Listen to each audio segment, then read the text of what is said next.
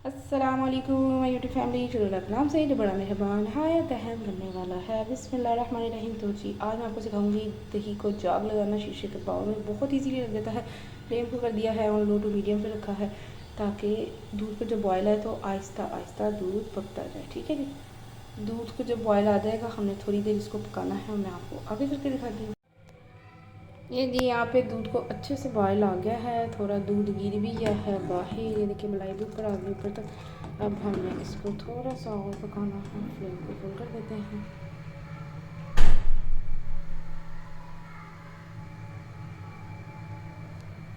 5 से 6 मिनट के लिए हमने इस तरह से फेंटते रहना है और इसको पकाना है।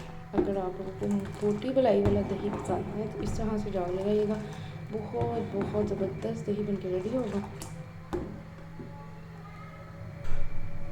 देखिए अंदर बबल बन रहे हैं। साइड्स पे देखिए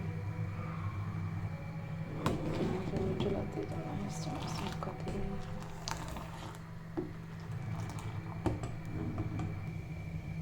ये दी अब एक बॉयल हो रहा है। जब ऊपर तक हमने फ्लेम को कर देना है बंद और कवर करके इसको ठंडा होने के लिए छोड़ देना है। ये देखिए जी पक पक पक करके रेडी है। ऊपर तक हमारा दूध आ गया है।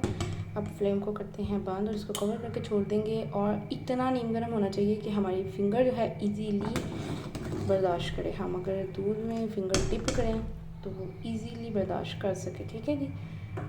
इसको ठंडा होने के लिए छोड़ देते हैं कवर करके। ये जी यहाँ पे मैंने हाफ टेबल स्पून दही का ऐड कर दिया है। इसको अच्छे से फेंट लेंगे। दूध हमारा ठंडा हो गया है। ऊपर से ऐड करते हैं। किसी भी अलमारी में माइक्रोवेव में रख लें। ये देखिए जी कितने अच्छे से मैंने फेंट लिया है। सारे लम्ब जो हैं गुठलियाँ हैं ख़त्म कर लेनी है। तो इसमें दूध ऐड करते हैं ऊपर से। जी आ जाओ। ये देखिए ये जी मैंने दूध ऐड कर दिया है। ऊपर से इसको कवर कर देंगे। किसी अलमारी में रख दें। गर्म हीटअप जगह पे हमने रखना है। माइक्रोवेव में रख दें। कहीं पर भी रख दें 4 से 5 घंटे के लिए। ठीक है जी। फिर मैं आपको फाइनल लुक दिखाती हूँ कितना परफेक्ट दही बन के रेडी होता है। अल्हम्दुलिल्लाह जी 4 घंटे हो गए हैं। फाइनल लुक में आपको दही की दिखा देती हूँ ढक्कन हटा के। ये देखिए कितना परफेक्ट हमारा दही बन के रेडी हुआ है।